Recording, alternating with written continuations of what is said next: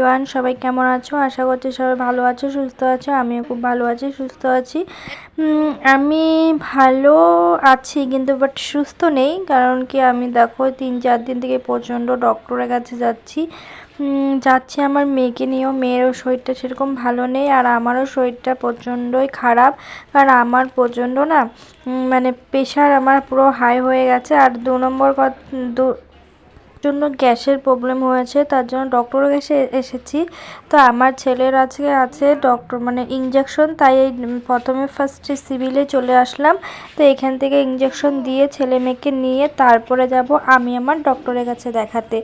তো ওখানে গিয়ে মেয়েকেও দেখাবো, বেবি ডক্টর, আর আমিও আমার ডক্টর দেখাবো। তো দেখো এখানে আমাদের কাজ হয়ে গেছে, তারপর চলে আসলাম এখানে নার্সিংহোমে।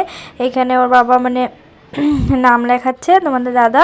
তো আমারও নাম লেখাবে, আমার মেয়ের নামও লেখাবে। আর ছেলেকে রেখে এসেছি ঘরে, ছেলেকে মানে সিভিল থেকে ওখান থেকেই, যেহেতু আমাদের বাড়ির সামনে, তো ওকে আর আনিনি। যেহেতু নার্সিংহোমে গেলেই বুঝতেই পারো অনেকটা লেট হয়, তাই ওকে থুয়ে এসেছি। মেয়েকে নিয়ে এসেছি, মেয়েকে তো আর রাখতে পারবো না একা একা।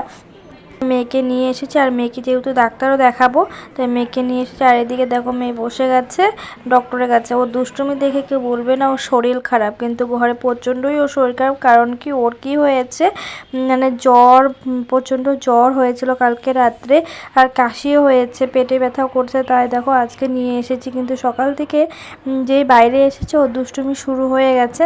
আর এদিকে দেখো আমি বসে বসে না পেয়ারা খাচ্ছি। এতটা মানে মাথা ঘুরাচ্ছিল আমার, কি বলবো, যেহেতু সোনোগ্রাফি করবে জন্য কিছুই খাইনি। তো ডক্টর বলেছে মানে আমার অলরেডি সোনোগ্রাফি হয়ে গেছে। সোনোগ্রাফি হওয়ার পরে আমি প্রচণ্ড খিদা পেয়েছে, তাই দেখো এদিকে আমি দুটো প্যাকে করে না পেয়ারা নিয়ে এসেছিলাম। তো বসে বসে পেয়ারা খাচ্ছিলাম। আর কয়েকটা দিন থেকে গ্যাসের প্রবলেম হচ্ছে, গ্যাসের প্রবলেমের জন্য আমার প্রচণ্ড মানে মাথা ঘুরাচ্ছে, পেটে ব্যথা করছে। তার জন্য ডক্টরের কাছে না পারলে চলে আসলাম।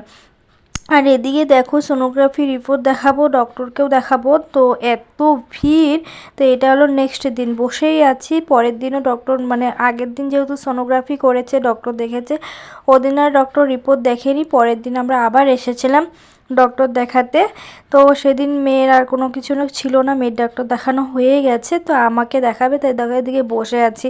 আর এতটা প্রচণ্ড ভিড়, সকাল তখন বাজে 10টার সময় এসে বসেই আছি। কখন যে নাম ডাকবে কে জানে।